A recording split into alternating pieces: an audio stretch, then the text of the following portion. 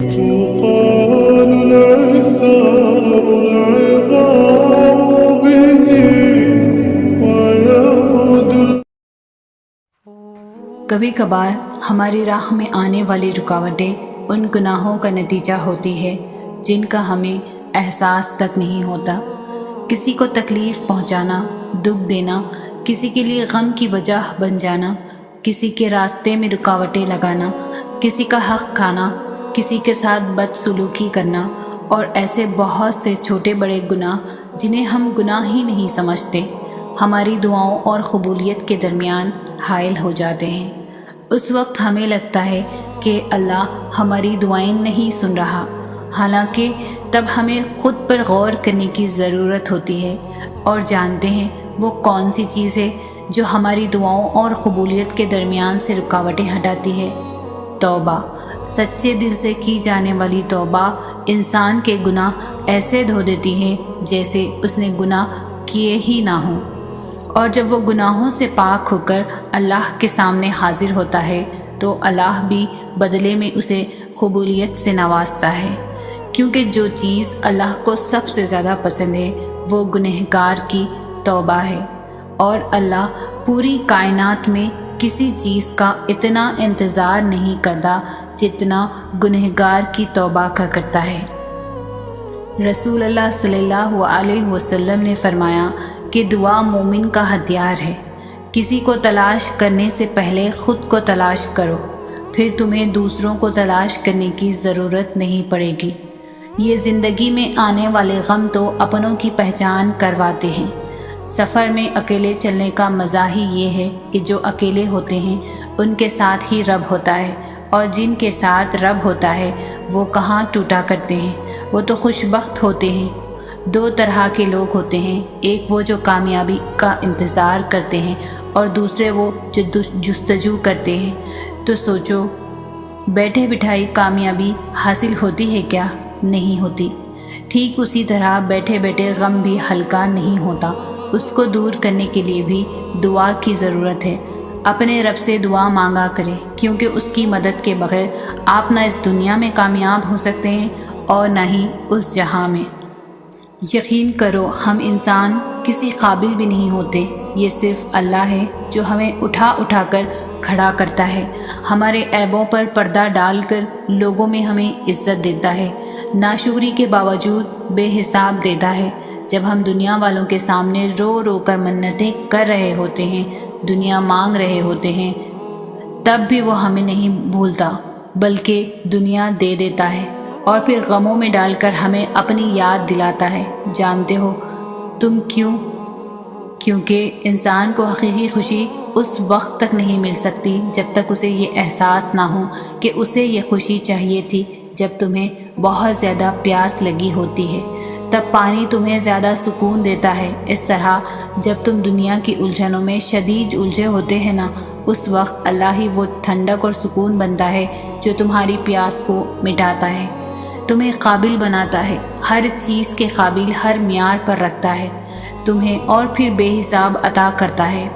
تم سے کوئی سوال نہیں کرتا، اپنی مخلوق سے محبت کرتا ہے، تو کیا اللہ پر تمہارا اتنا بھی حق نہیں کہ تم اسے حیا کرو؟ عبادت نہیں کر سکتے تو کفر تو مت کرو۔ اگلے دن چڑھنے والے سورج پر تم کو یقین ہوتا ہے نا کہ وہ چڑھے گا اور کل کا دن آئے گا، تبھی تم لمبے لمبے کام کی لسٹ بناتے ہو۔ تو کیا اس بات کو نہیں مانتے کہ قیامت بھی یوں ہی کسی ایک کل آ جائے گی؟ اور اگر مانتے ہو تو یہ نہیں جانتے کہ اس دن تم کیا کرو گے؟ یاد رکھو، آج محنت میں بہایا گیا پسینہ ہی کل تمہاری پیاس کو ختم کرے گا، آج کی مخلصی کل تمہیں بچا لے گی۔ ہدایت کا مل جانا کافی نہیں ہوتا، ہدایت کے ساتھ انسان کو صبر کی بھی بے حد ضرورت ہوتی ہے۔ اپنی من پسند چیزوں سے بچنے کے لیے وہ چیزیں جو ہمیں دنیا میں گم کر دیتی ہیں۔ ہدایت نماز پڑھاتی ہے، زبان پر رب کا کلام جاری کرتی ہے، لیکن کڑوی باتیں سہنا صرف صبر ہی سکھاتا ہے۔ اخلاص جب دل میں آئے تو عبادت میں بھی مزہ آتا ہے اور محبت میں بھی۔ عبادت اور محبت ایک ہی ہیں، جس کی عبادت کی جائے اس سے محبت ہونے لگتی ہے، اور جس سے محبت ہو جائے اس کی عبادت ہم خود پر فرض کر لیتے ہیں۔ ایک فرق ہے، صرف محبت ہر کسی سے کر سکتے ہیں، لیکن عبادت صرف ایک ذات کی جچتی ہے، اور وہ ذات واحد رب کی ذات ہے۔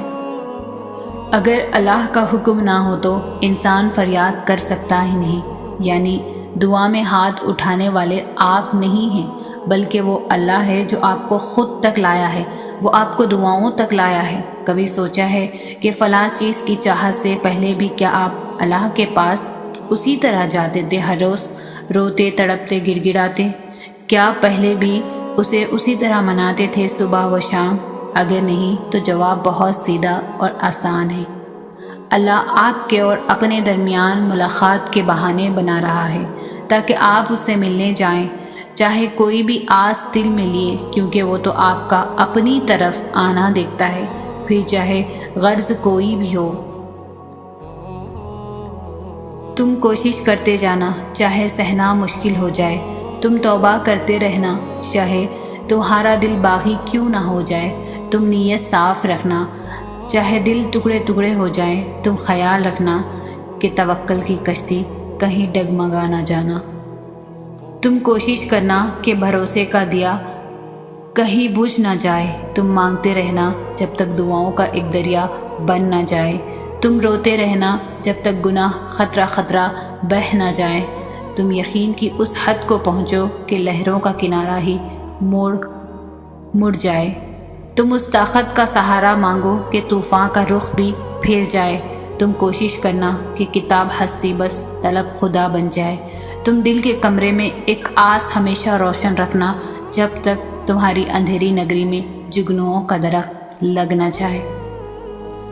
جو تمہیں دعا مانگنے کی توفیق دیکھ سکتا ہے وہ تمہاری دعاؤں پر کن بھی تو کہہ سکتا ہے۔ وہ تمہیں مانگنے کی توفیق دیتا ہی تب ہے جب وہ خود راضی ہوتا ہے، وہ بس تمہیں اپنے قریب کرنا چاہتا ہے، اس لیے تاخیر کرتا ہے۔ وہ دونوں جہانوں کا مالک ہے، کیا اس کے لیے مشکل ہے تمہاری ایک خواہش پوری کرنا؟ تمہاری دعا قبول ہو گئی اور بہت بہترین وقت سے قبول ہوگی، پتہ ہے یہ اجر ہے اس صبر کا جو تم نے اس دعا کی قبولیت میں کیا، یہ اجر ہے ہر اس پریشانی کا جس کا سامنا تم نے دعا کی قبولیت میں کیا۔ جب ہی تو کہتے ہیں صبر کا پھل میٹھا ہوتا ہے۔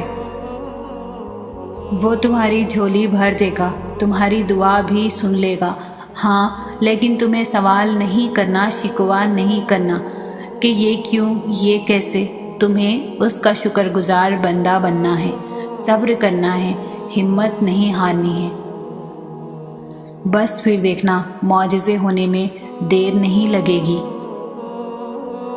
اللہ پاک سے سب سے خوبصورت رشتہ دعا کا ہے، اور ہم اللہ کے قریب سب سے زیادہ سجدے کی حالت میں ہوتے ہیں، اور سجدہ انسان کب کرتا ہے؟ جب وہ نماز پڑھتا ہے، اور دعا تو ہر وقت کی جا سکتی ہے۔ جب قریب کا ذریعہ یعنی سجدہ آپ کے پاس ہے، خوبصورت رشتہ یعنی دعا آپ کے پاس ہے، پھر پریشانی کیسی؟